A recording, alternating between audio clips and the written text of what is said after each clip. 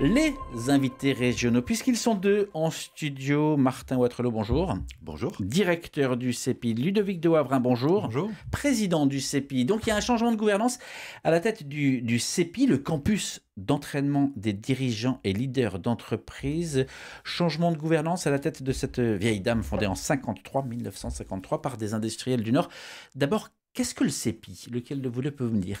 Écoutez, le CEPI, c'est un campus d'entraînement qui est fait pour les dirigeants, pour les managers des entreprises, donc des PME, des ETI. C'est une entreprise qui a 70 ans. Donc elle a été créée en 1953. Et l'objectif, c'était donc, après la crise de 29, effectivement, de former les entrepreneurs, les dirigeants des entreprises, pour vraiment être capable d'aller vers la performance des personnes, la performance des entreprises. Donc dans ce CEPI qui est à Marcq-en-Barœul, en fait il y a un programme phare qui s'appelle le CPA et qui permet donc justement aux dirigeants d'entreprise de s'entraîner. Donc il y a un entraînement des dirigeants par les dirigeants, c'est l'ADN du CEPI et de son CPA et qui permettent vraiment d'aller chercher la performance. Les patrons forment les patrons, ça reste de l'entre-soi? Alors c'est pas de l'entre-soi, c'est de l'ouverture. Les patrons, oui, j'aime ce mot, je préfère les chefs d'entreprise ou les dirigeants parce qu'un dirigeant, ça donne la direction. Et les dirigeants qui forment les dirigeants, c'est un moyen de partager les directions et finalement de s'enrichir mutuellement. Voilà, d'éclairer. En tant que directeur du CEPI, qu'est-ce qui est proposé précisément comme formation?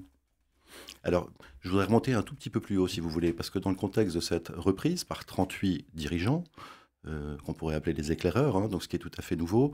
On a eu une démarche vision rapide qui a interrogé 160 d'entre eux et globalement, les dirigeants nous ont dit on est dans un monde qui va de plus en plus vite, qui est de plus en plus complexe sur fond de géopolitique, de changements sociétaux, de changements technologiques et j'en passe, la liste est longue.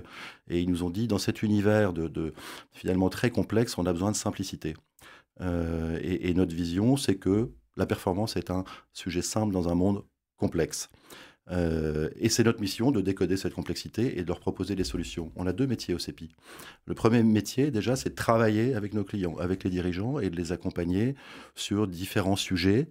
On a créé, parce qu'on veut rendre cette performance accessible, donc on a créé un diagnostic qui prend 5 minutes à réaliser sur www.cepi.fr, qui va décoder 4 temps. L'éclairage, c'est la vision, la stratégie. La transformation des entreprises. Le déploiement, c'est l'engagement des salariés pour finalement impacter. Donc on accompagne d'un côté, et parfois nos dirigeants, nos clients dirigeants veulent aller plus loin, et leurs équipes. Et là, on va présenter différents programmes pour les transformer. Combien de dirigeants formez-vous en ce moment, par exemple? Alors sur une année, c'est environ 1500. De quel secteur? De tout secteur, de toute géographie? Alors de toute géographie, majoritairement sur les Hauts-de-France. On a aussi des implantations à Nantes, Lyon et Toulouse. Secteurs d'activité divers et variés, industrie, services, même parfois agriculture. On va former les dirigeants, on va former également leurs équipes directes, donc les comités de direction. Parfois aussi des porteurs de projets qu'on appelle les managers aux manettes opérationnelles. L'objectif, c'est que toute l'entreprise se mette en mouvement simultanément avec un fil rouge qui entraîne tout le monde, qui est le leadership. Je suis désolé, je vous balance comme ça un mot anglais, mais c'est important. Le leadership, c'est la capacité à inspirer pour entraîner, parce que ce qui est vraiment au cœur de notre fonctionnement, c'est l'humain. Et c'est ce qui d'ailleurs nous différencie. Une quarantaine de dirigeants investisseurs, 38 français, vous l'avez dit, prennent part à cette nouvelle gouvernance. On y retrouve des noms comme les dirigeants d'Auchan, de l'AFM, l'association familiale Mullier, de Blanche-Porte, de Live. Est-ce que ça reste tout de même l'esprit des patrons du Nord dans ces dirigeants investisseurs? Et qu'est-ce que c'est être patron du Nord? Qu'est-ce qui fait le patronat du Nord? Écoutez, oui, effectivement, ce sont principalement des patrons du Nord qui ont décidé de reprendre ensemble, dont je fais partie, l'entreprise CEPI. Vous dirigez Williams. Moi, je dirige Williams, qui est effectivement un e-commerce de plantes, Transition, qui est un cabinet de conseil. Et j'ai pris la tête, effectivement, de cet actionnariat collectif. Et l'objectif, c'est que chacun de nous, avec nos compétences, on puisse venir soutenir cette démarche, cette initiative de reprise du CEPI. Mais qu'avez-vous à y gagner Écoutez, en fait, chacun de nous, on a une histoire singulière avec le CEPI. La plupart d'entre nous, on a été formés au sein de ce CEPI. Donc en fait, on a bénéficié du regard bienveillant, de l'accompagnement. Vous voyez, il y a une notion de valeur qui est hyper forte. Et cet entrepreneuriat du Nord, c'est vraiment caractérisé par ces valeurs fortes d'accompagnement, de transmission. Et donc, chacun de nous, on a bénéficié de ça. Moi-même, mon expérience, c'est qu'en 2012, j'ai fait un CPA, donc la formation un peu phare pour dirigeants qui dure 18 mois. Ça ressemble à un MBA? Oui, absolument, sauf qu'on a gardé vraiment les valeurs. Les cours ne sont pas en anglais, par exemple, vous voyez. On est en français, on est entre personnes qui sont plutôt dans des entreprises peut-être un petit peu plus petites que quand on fait un MBA. Quand on fait un MBA, c'est qu'on travaille dans une très grande entreprise internationale, qu'on a des velléités à aller diriger une filiale à l'étranger, etc. Le principe du CPA n'est pas celui-là. C'est plutôt de dire, je veux être en capacité de gérer mon entreprise, de la diriger au quotidien avec des valeurs fortes et pour être dans un ancrage local, quelque chose qui a du sens, vous voyez. Et donc, moi, ça m'a beaucoup apporté quand j'ai fait ce CPA à l'époque. Et voilà, j'ai envie de prendre ma part pour l'avenir, si vous voulez. Et chacun d'entre nous, si vous interrogez chacun d'entre nous, c'est ce que vous allez entendre comme réponse. Vous rendez en quelque sorte la monnaie de la pièce. Oui. On essaie de contribuer, on essaie de transformer ce CEPI pour qu'il soit adapté au monde de demain et qu'on donne les clés à nos successeurs, on va dire. On a compris l'esprit MES, c'est-à-dire qu'un lien particulier finalement unit ceux qui sont passés par le CEPI. Est-ce qu'il y a une forme d'adoubement? Est-ce que c'est désormais une grande famille? Martin Waterloo, comment vous le vivez? Comment vous le ressentez? Alors moi, je suis associé comme Ludovic. Voilà, je suis également passé par cette formation dirigeant en 2007. Je pense que, si vous voulez, ce qui nous unit, c'est qu'on reconnaît tous le rôle que ça a joué pour nous. Ludovic l'a évoqué. Mais avant tout, il y a un rôle sociétal pour notre écosystème. Voilà. Il y a une utilité publique du CEPI et du CPA en particulier qui œuvre. Vous interrogeriez par exemple Bernard Gaillot, qui est le directeur du CPA, il vous dirait: ma mission aussi, c'est de créer de l'emploi. C'est de créer de l'emploi parce que le CPA, évidemment, permet de faire performer les entreprises, leurs dirigeants, pardon, et indirectement, évidemment, de créer de l'emploi.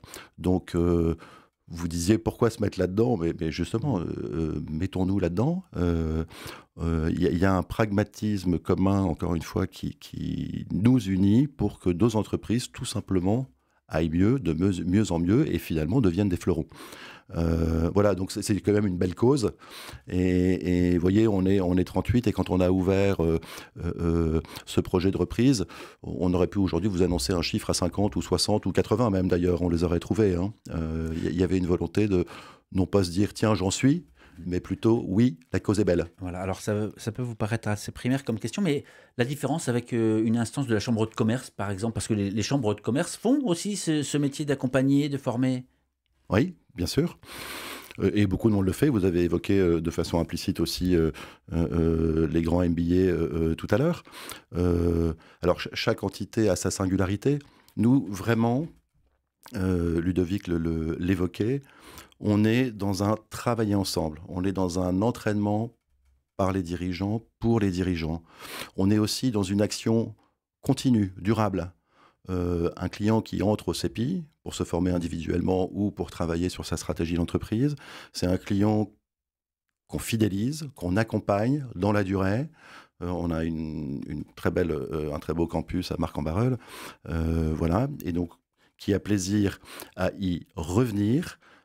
Et d'ailleurs, spontanément, moi, ça me fait toujours plaisir, c'est qu'on ne doit pas solliciter nos anciens à un moment donné pour intervenir sur tel ou tel sujet. Il le fait naturellement. Il se propose pour, effectivement, et en général d'ailleurs bénévolement, pour intervenir. Ludovic absolument, merci Martin. Et pour compléter simplement, donc les personnes spontanément viennent intervenir auprès des gens qui sont formés à un moment donné, qui sont accompagnés. Et en fait, c'est hyper vertueux parce que finalement, ça veut dire que quand vous venez vous former, quand vous venez chercher un accompagnement au sein du CEPI, vous allez avoir face à vous évidemment des collaborateurs du CEPI et également des dirigeants qui viennent intervenir, expliquer leur cas, leur entreprise, ce qu'ils ont vécu, les difficultés, ce qu'ils ont mis en œuvre pour les résoudre, quels outils stratégiques ils ont utilisés. Vous voyez, et en fait, fort de tous ces enseignements, mais qui sont vraiment issus du terrain et de la réalité, bah, les gens se construisent en fait, et ils se transforment. Et donc sur une durée, c'est pour ça que c'est des cycles un peu longs, de 6 à 18 mois. Les cycles d'entraînement sont des cycles un peu longs, et pendant ce temps-là, les gens se transforment, et en sortant, si vous voulez, ils ont compris le chemin qu'ils ont fait. Et à leur tour, ils ont envie en fait d'en faire bénéficier d'autres. Donc c'est quelque chose d'assez vertueux. Une sorte de formation par aussi le témoignage et l'incarnation. C'est Oui. ce que vous nous dites. Alors, Oui. alors l'actualité nous rattrape aussi parce qu'aujourd'hui c'est jour de mobilisation partout en France. Et les patrons, alors on commence, enfin les dirigeants, les chefs d'entreprise, on commence à les entendre à l'heure où il va falloir mettre la main à la poche, faire un effort financier pour répondre à la dette du pays. Apparemment, c'est compliqué de les emmener tous ensemble. Il y a des voix discordantes pour tenter ce sursaut d'efforts financiers pour participer à l'élan national. Est-ce que vous ne pensez pas qu'il est temps aussi, eh bien, que le patronat clairement fasse un effort de plus? En fait, il y a comment sur le principe, moi je pense qu'il faut qu'on soit absolument solidaire. On est un peuple, un pays, on doit être solidaire entre nous. La vraie question, c'est la question des moyens d'action. Quels moyens utilise-t-on pour que le pays aille mieux? Moi j'ai une conviction, c'est que c'est dans l'emploi local. Si les gens ont un travail qui est rémunéré correctement, à ce moment-là il y a de la dignité, on peut travailler ensemble. Je pense que taxer, nous souvent, si vous voulez, les personnes qu'on forme, les entreprises que nous représentons, sont plutôt de la taille de PME, voire ETI. Ce n'est pas des multinationales. Et, vous n'êtes pas concerné par les taxes Zuckman et autres? Non.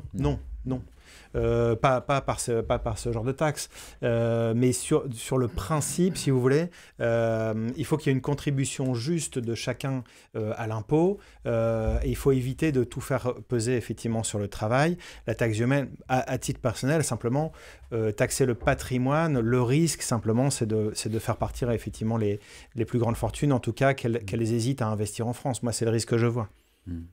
Vous confirmez?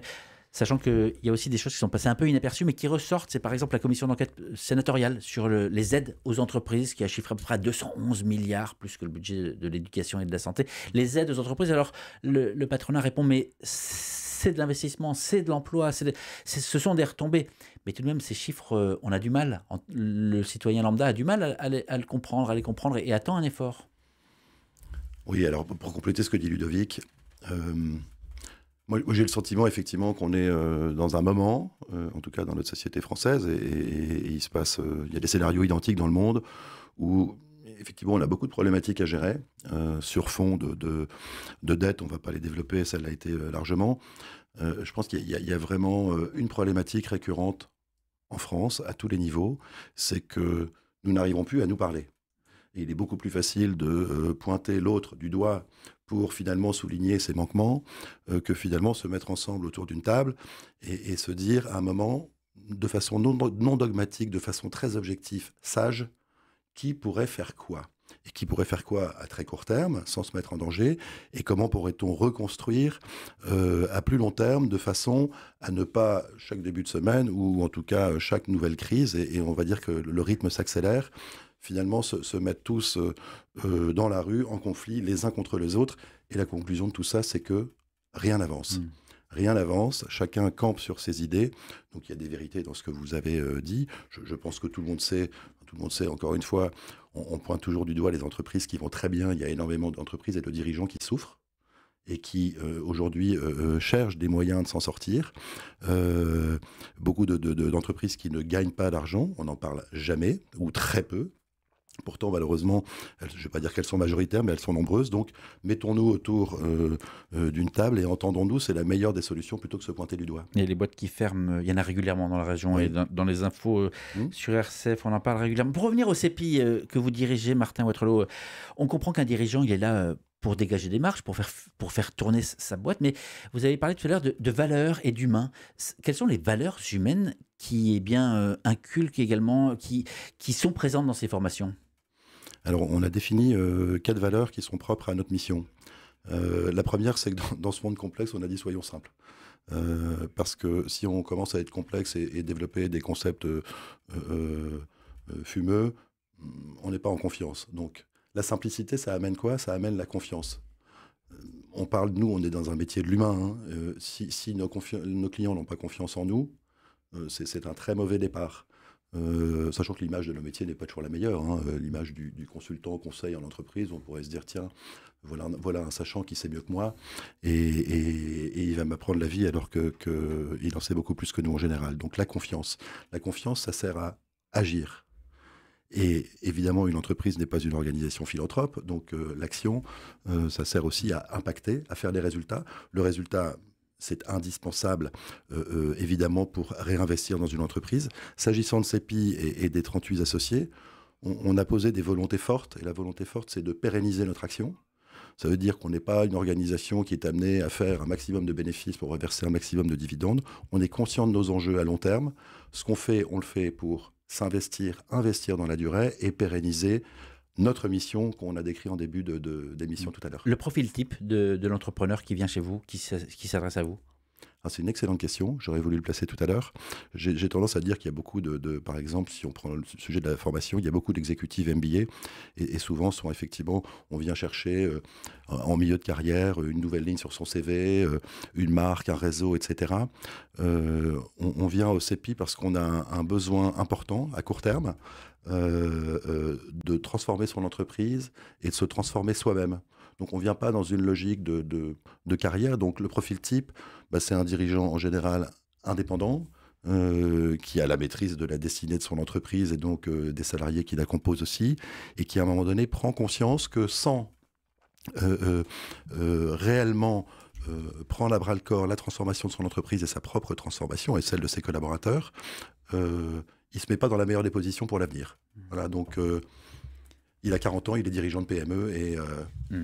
Le mot de la fin, et en complément du dirigeant, en fait, dans des entreprises d'une taille peut-être un tout petit peu plus grande, pour vous citer quelques entreprises comme Sergic, par exemple, qui sont aussi au capital, ou d'autres, eh bien, ça permet aussi de former les managers. Et donc, il y a le dirigeant dans l'entreprise et ses managers. Et l'idée, c'est qu'ils parlent la même langue, qu'ils se complètent, qu'ils travaillent selon les mêmes procédures. Et donc, on va donner aux dirigeants, aux managers très proches, aux managers de terrain, vraiment un même enseignement pour qu'ils soient capables vraiment d'amener la performance dans leur organisation. Ludovic Dehavrin, président du CEPI, Martin Watrelot, directeur du CEPI. Merci à tous les deux d'avoir pris le temps de venir répondre à ces questions. L'entretien va être à retrouver sur la page YouTube d'RCF Hauts-de-France et sur le site rcf.fr Région Hauts-de-France.